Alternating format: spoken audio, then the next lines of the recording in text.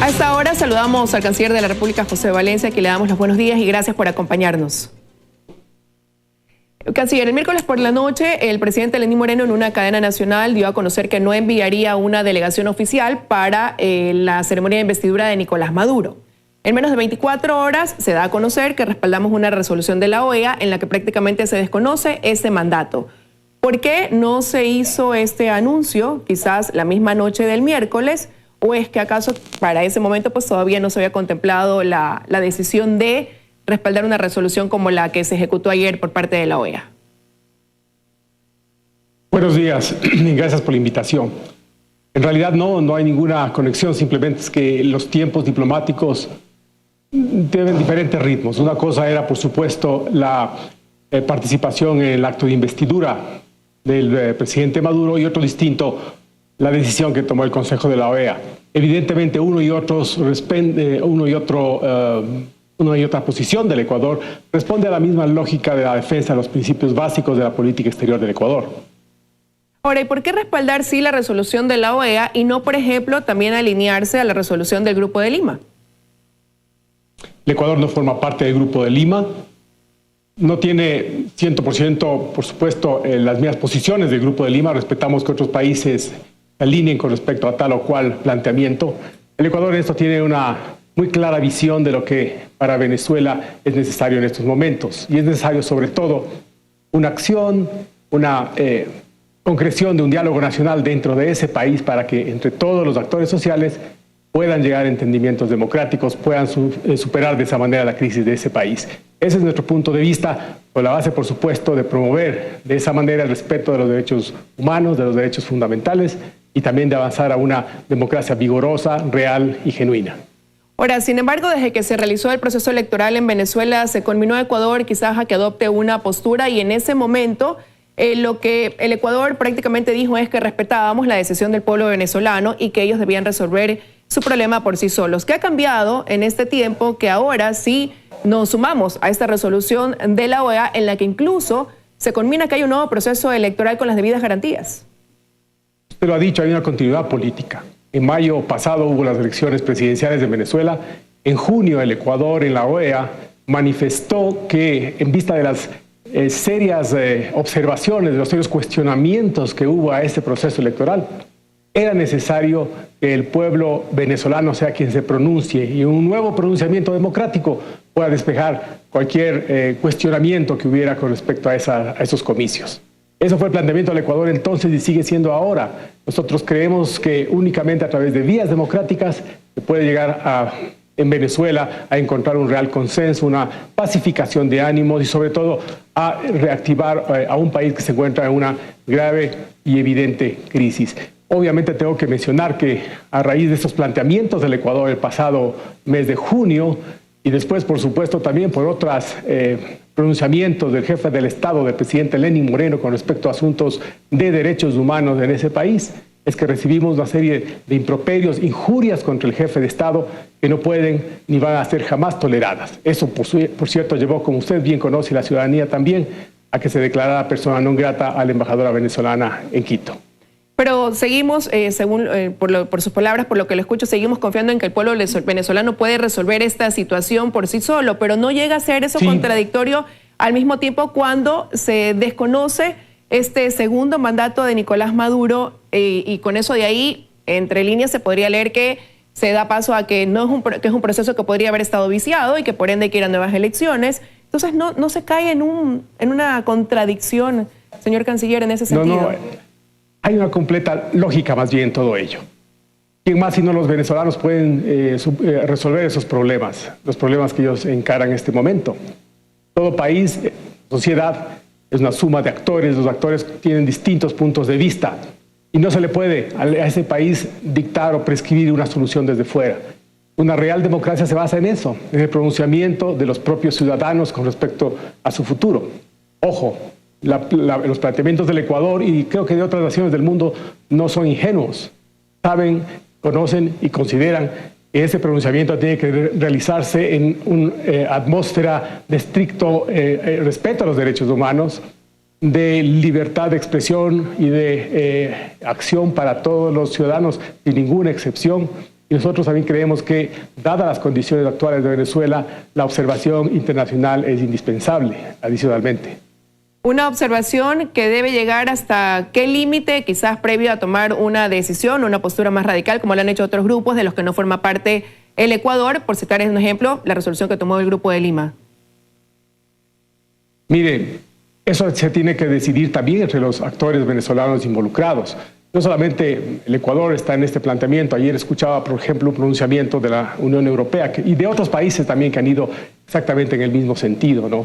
La observación internacional tiene simple y llanamente como objeto reforzar la legitimidad que un futuro gobierno, que un futuro régimen, fruto de las urnas, de la expresión diáfana del pueblo venezolano, sea y el que pues tome las riendas de ese país. Es un asunto extremadamente lógico dentro de la lógica de los estándares democráticos. Pensamos que es lo más positivo para Venezuela. Si se ha podido dar en otros estados, es algo que el Ecuador siempre ha insistido.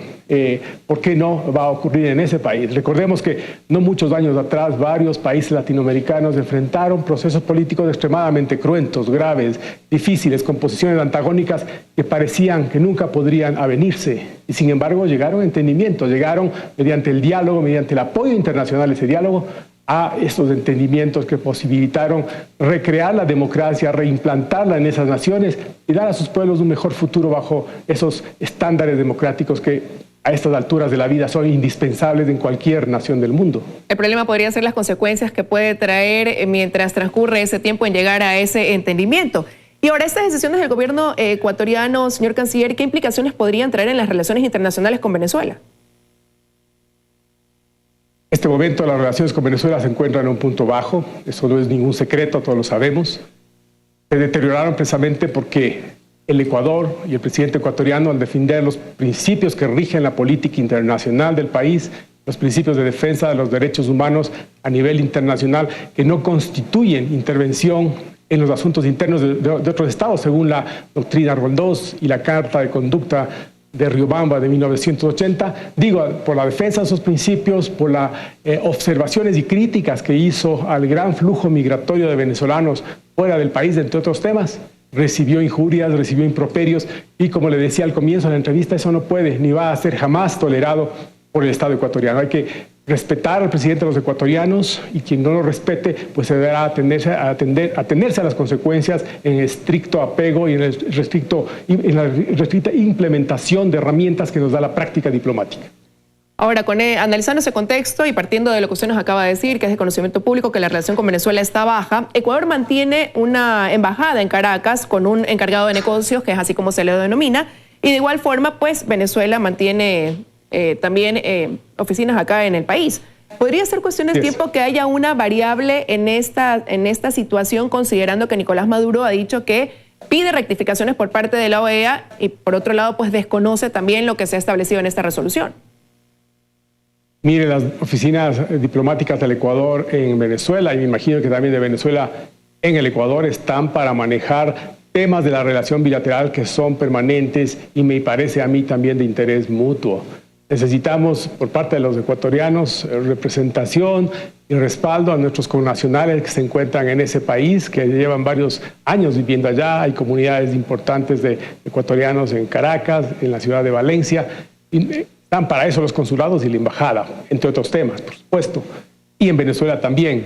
Venezuela tiene acá su embajada y consulados en el Ecuador para tener un flujo migratorio reciente de ciudadanos venezolanos que, por supuesto, es un número mucho mayor de los ecuatorianos que viven en Venezuela, pero números aparte, lo importante es que hay temas de orden humanitario, de orden consular, para atender a esas personas que creo que deben ser procesados a través de esos canales consulares. De parte del Ecuador tenemos una visión muy pragmática al respecto. Cuando está de por medio la atención a estas personas, muchas de ellas de situación extremadamente vulnerable, hay que hacer el mejor esfuerzo y hacerlo a través de esos canales de contacto que por parte del Ecuador, por supuesto, continúan en pie.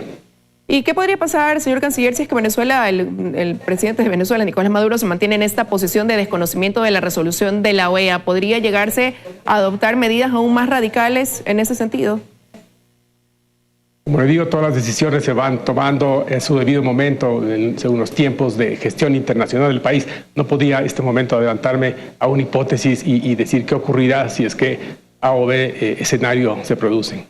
Ahora, en otro tema, después de que el presidente Lenín Moreno anunció en julio del año pasado que pediría la edificación de la UNASUR para que allí funcione un centro universitario, ahora se dio a conocer en los últimos días que habría una nueva sede en el centro de Quito donde podría funcionar la Secretaría de la UNASUR.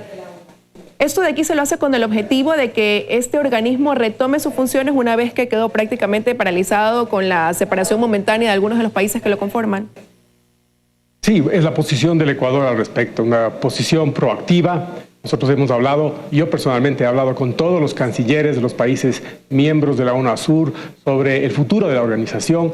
Nuestra posición es que la actual realidad de la UNASUR, su actual estructura institucional, evidentemente no da más. Y no da más porque 6 de los estados que forman parte de la Unión están fuera, han declarado que no van a continuar participando de sus reuniones ni aportando a su presupuesto. En esta circunstancia hay que repensar la organización, rescatar lo positivo que hay de ella, la agenda muy interesante que tiene y que el Ecuador considera que se debe impulsar en esas específicas áreas de integración. Para ello, por cierto, se requiere una secretaría más acotada, reducir los gastos y en ese sentido, en esa reducción de gastos, en este acortamiento de la Secretaría, se inscribe el planteamiento ecuatoriano de ofrecer una sede alternativa más pequeña, más realista, más ajustada a las necesidades en el centro de nuestra ciudad. Además son inmuebles de valor histórico, de primer orden, que creo que ciertamente cumplirían con aquello que se requiere parte de un inmueble para sostener una secretaría como esta. El edificio que está localizado en la mitad del mundo, por cierto, sería revertido al Estado ecuatoriano, ya que fue el Estado ecuatoriano quien originalmente lo cedió a la UNASUR. Ahora quiero concluir esta entrevista preguntándole cómo evalúa el gobierno ecuatoriano el trabajo que está realizando la ex canciller María Fernanda Espinosa y actual presidenta de la Asamblea General de las Naciones Unidas. Bueno, la señora Espinosa fue elegida por todos los países miembros de la organización. María Fernanda, desde este punto de vista, cumple una labor frente a la comunidad de Estado, la comunidad del foro de la Asamblea de las Naciones Unidas ante distintos estados. Ella no recibe ningún tipo de instrucción, de directriz de parte del Estado ecuatoriano, que respeta su autonomía y su independencia en la realización de funciones. Es lo que le podría mencionar al respecto. No podría, por tanto, decir si ha cumplido tal o cual mandato, porque el Estado ecuatoriano no le puede ni le debe conferir ninguno. Ahora, en los pasillos de la Asamblea se habla de la intención de nuevamente quizás poner sobre la palestra la posibilidad de llevar al ex canciller a un juicio político. De ser así el caso, ¿cuál podría ser la posición del gobierno frente a una resolución como esta? Me va a tener que disculpar, pero no podría comentar sobre detalles de actuaciones de la Asamblea Nacional, un poder del Estado independiente, autónomo del Ejecutivo. Por tanto, no podría al respecto yo hacer ningún tipo de pronunciamiento. Claro, no iba en el sentido de opinar sobre el trabajo que quizás realiza la Asamblea, sino porque estarían retomando un juicio político en contra de una funcionaria que ahora tiene un cargo en el exterior, en el que ejerce como representante igual del Ecuador al asumir dentro, ¿no?, de la presidencia de la Asamblea General de las Naciones Unidas. Por eso se lo preguntaba, señor canciller. Sí, no, igual, como le comento, cualquier tipo de documentación y de elementos que requiera la señora Espinosa o también la Asamblea para un eventual proceso, porque tengo entendido que todavía no se ha concretado efectivamente, pues serán puestos a disposición por parte de la Cancillería conforme a la ley. Quiero agradecerle su presencia esta mañana en los desayunos de 24 horas. Gracias.